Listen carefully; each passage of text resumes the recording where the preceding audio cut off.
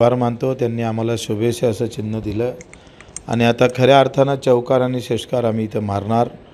मला तसं क्रिकेट न आवडता गेम आहे, पण आता त्याला अधिक आवडता करून अतिशय जोमदारपणे बॅटिंग करावं लागणार आहे.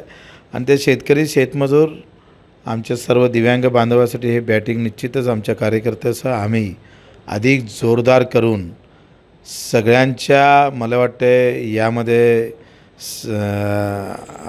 रन रेट आम्ही वाढवणार आहोत. आणि निश्चितच मला असं वाटते का ही निवडणूक बॅट चिन्हावर मी पहिल्यांदा मला वाटते आम्ही विमानावर लढलो होतो. प्रत्येक निवडणुकीत मला चिन्ह बदलले, पण मतदारही बदलला नाही आणि मताधिक्य पण बदललं नाही. बाकीचे सर्व एकाच चिन्हावर लढतात.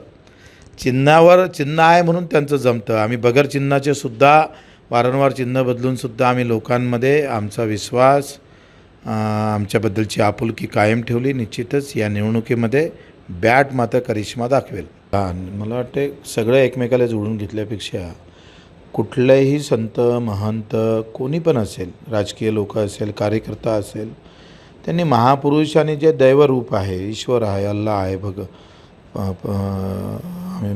काय म्हणतो आपल्या स्वरूपात देव असेल, ज्यांच्या प्रतिमे त्यांच्यावर लोकांची प्रचंड श्रद्धा असेल, मग ते प्रभू रामचंद्र असू दे का मोहम्मद पैगंबर असू दे, कोणी असेल तर त्यांच्यावर श्रद्धा लोकांची आहे. त्यांच्या व्यक्तिगत जीवनामध्ये जाऊन त्यांनी काय केलं, खरं आहे का खोटं आहे हे न तपासता बोलणं म्हणजे मला वाटते त्याला काही अर्थ नाही. जाणीवपूर्वक देशहिताच्या हित न पाहता मुद्दामून कुठंतरी आपलं नाव कसं मोठं होईल आणि या पद्धतीनं बोलून कशा पद्धतीनं हिणवण्याचा प्रयत्न होत असेल तर त्यावर कारवाई होणं गरजेचं. एबीपी माझा, उघडा डोळे बघा नीट.